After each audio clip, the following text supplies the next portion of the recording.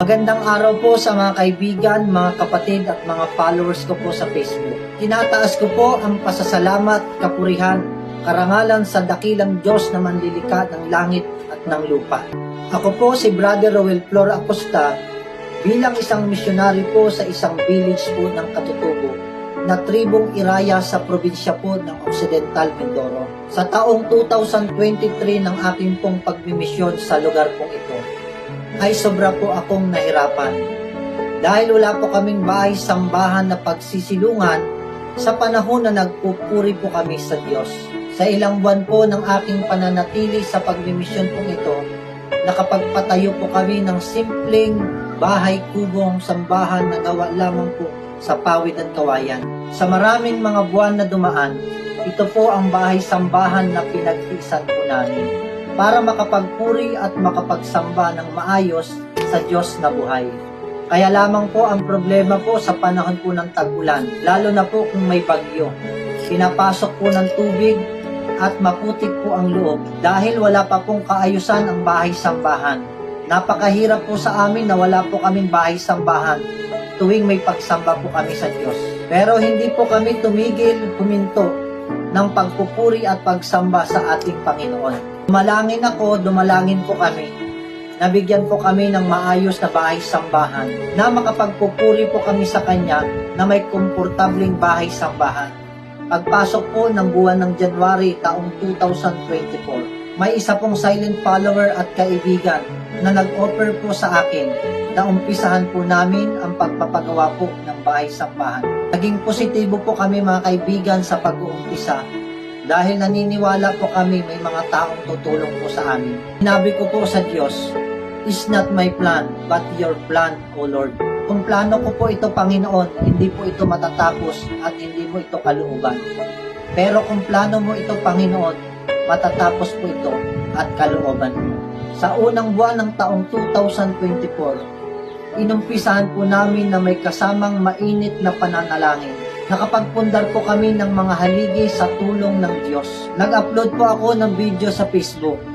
Nakita ng mga taong malalambot ng puso para kami tulungan. Nasabi ko po sa Diyos, naniniwala ako, Panginoon, plano mo to.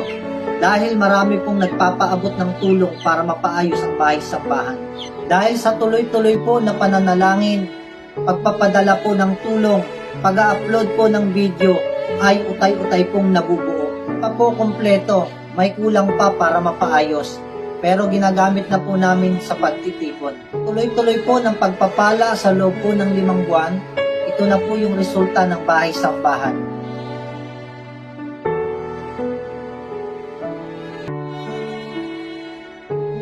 Po ako ng budget sa loob po ng 5 buwan. Sabi ko po sa Panginoon, okay na yan, masaya na po ako. Mas okay po yan sa pawid at kawayan. Naalala ko po ang salita pong ito. It's my plan, not your plan. One day mga kaibigan, may isang sponsor ako na naging daan para ipakilala niya sa akin ang isang kilalang organization sa Pensacola, Florida. Ang Visayan Connection, isang organization na ang layunin ay tumulong. Maraming mga members at opisyalis. Naging kaibigan ko po ang founder po ng Visayan Connection, si Ma'am Nora Peron. Former First President po, Pensacola Visayan Connection, si Ma'am Sinaida. Ganon din po mga kaibigan, ang present president po ng Visayan Connection at iba pong mga opisyalis at mga miyembro ng Visayan Connection. Dahil sa kabutihan po ng Diyos, naniwala po ako na ang organization pong ito ay sinamahan po ng Diyos sa kanilang magandang layunin para makatulong. Ang Visayan Connection po ay nagpaabot po ng malaking tulong, ay naging instrumento po ng Diyos para sa mas mabilis na panahon sa pagpapaayos po ng bahay-sambahan na amin pong idinadaig sa Diyos. Hawakan ko na po ang budget. Sa loob po ng 1 buwan na tuloy-tuloy po na pagpapagawa, ito na po ang resulta ng bahay-sambahan.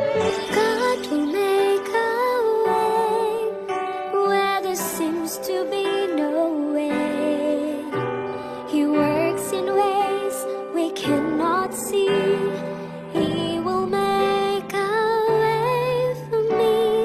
He will be my guide. Hold me close.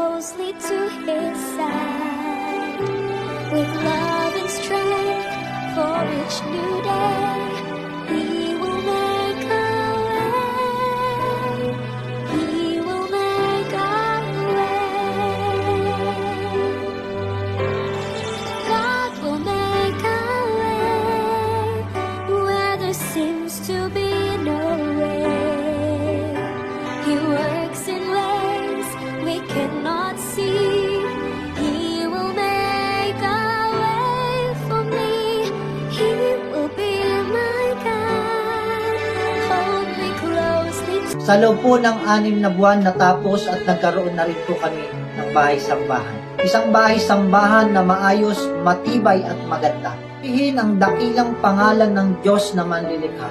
Maraming salamat sa Diyos sa paggabay sa Visayan Connection na tumulong sa ikatatapos ng bahay-sambahan at sa lahat po ng members at board members ng Visayan Connection. Sa inyo pong malaking tulong na ipinaabot ay napaayos at napagawa na po ang bahay-sambahan. Dalangin ko po sa Diyos para sa inyong grupo. Patuloy po kayong pagpalain ng Panginoon. Hawakan ng Diyos sa araw-araw ng inyong buhay. Salamat sa Diyos sa lahat po ng taong ginamit niya para magpadala po ng tulong. Masasabi ko po mga kaibigan, God's plan is greater than the human plan. To God be the glory, today, tomorrow, and forever. Panalangin ko sa Diyos, buhay ko ay pagpalain at maging matibay kahit na